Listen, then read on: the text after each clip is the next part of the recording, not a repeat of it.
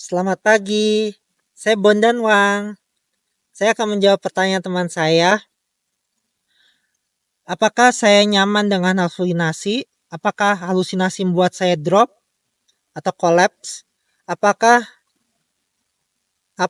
halusinasi yang membuat saya drop, kacau, dan apakah saya bisa positive thinking terhadap halusinasi yang saya dengar? Dan bagaimana cara skizofrenia mengatasi halusinasinya? Saya akan menjawab pertanyaan satu persatu. Sungguh halusinasi itu sangat membuat saya drop. Karena memang terkadang halusinasi itu mengejek dan menyindir saya. Dan juga halusinasi itu terkadang ingin membuat saya misalnya tidak kaya, ingin membuat saya miskin, misalnya ingin membuat saya gagal lulus sarjana dan sebagainya. Tentu itu sangat membuat saya drop. Dan itu membuat saya sangat tersakiti dan merasa terzolimi. Dan juga sumber-sumber itu juga terus selalu mengikuti dimanapun saya berada. Tentunya tidak nyaman sekali dengan hal-hal seperti itu. Dan mengapa saya bisa positive thinking? Karena saya punya Tuhan. Saya masih percaya saya punya Tuhan, punya Allah. Saya masih ada keluarga dan teman-teman. Bahwa saya bisa mewujudkan mimpi-mimpi saya. Jadi saya mengabaikan halusinasi itu. Bahwa saya bisa seperti teman-teman saya. Bahwa saya bisa seperti keluarga saya. Mampu secara ekonomi, finansial, dan secara sosial pun mampu. Jadi halusinasi itu tidak membuat saya berhenti melangkah atau jadi halusinasi apapun tidak harus membuat saya berhenti melangkah untuk apapun itu.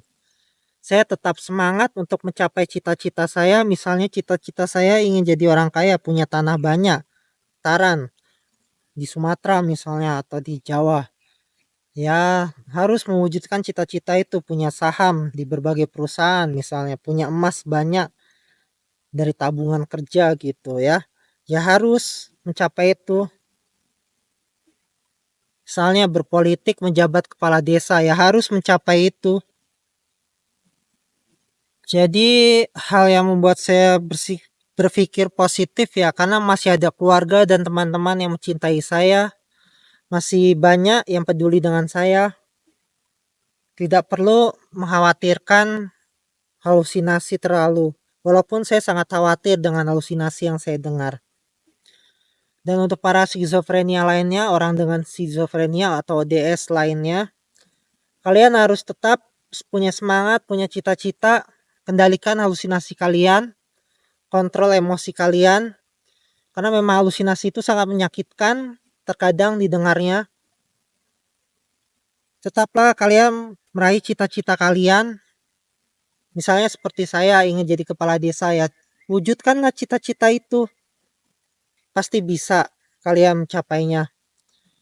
Apapun cita-cita kalian harus wujudkan. Kalian bisa bekerja dengan enjoy dan santai. Jangan terganggu oleh halusinasi. Masih ada teman-teman kalian, masih ada ayah ibu kalian, masih ada istri anak kalian, suami kalian yang selalu mendukung kalian, selalu membuat kalian happy dan ceria.